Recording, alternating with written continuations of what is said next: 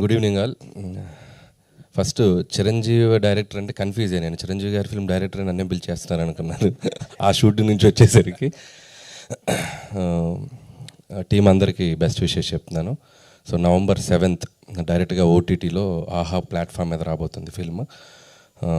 నాకు కాన్సెప్ట్ చెప్పాడు అభి, చాలా డిఫరెంట్గా ఉంది, చాలా కొత్తగా ఉంది.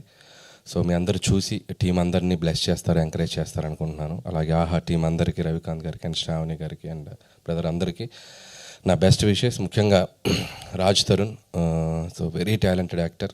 సో మంచి కంబ్యాక్ రావాలి.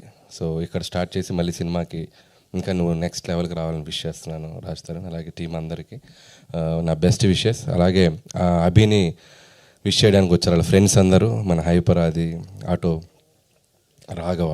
సో నిజంగా మీ ఫ్రెండ్షిప్ గ్రేట్. సో చాలా ఏళ్ళు ట్రావెల్ చేశారు అభితో. సో మీకు తెలియదు ఏంటంటే ఎట్రా అభి దా, అభి పేరు ఫస్ట్ హరి, అభి కాదు.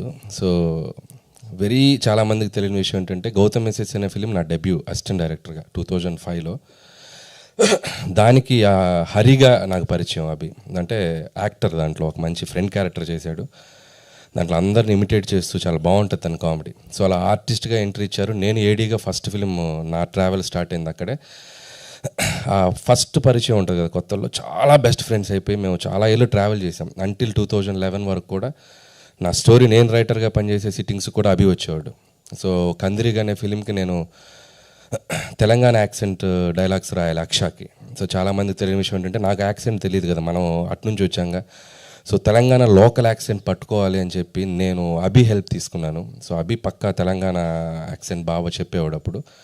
సో నేను డైలాగ్స్ని యాక్సెంట్ మార్చడానికి తను నేను అడాప్ట్ చేసుకొని తనలాగా మారి నేను తను ఇమిటేట్ చేస్తూ డైలాగులు రాసేవాడిని. సో అంత హెల్ప్ చేశాడు అభి నాకు.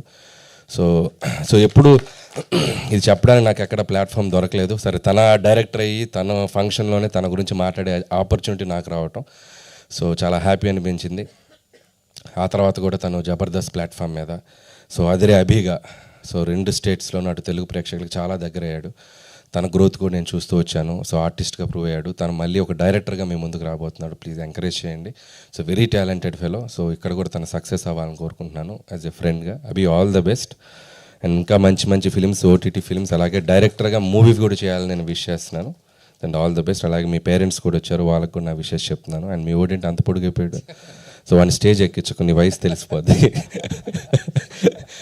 So once again thank you ఇక్కడికి నాకు వచ్చి పిలిచినందుకు. And so wish you all the best Abhi. ఇంకేమైనా మాట్లాడాలా? అంతేనా? Thank you.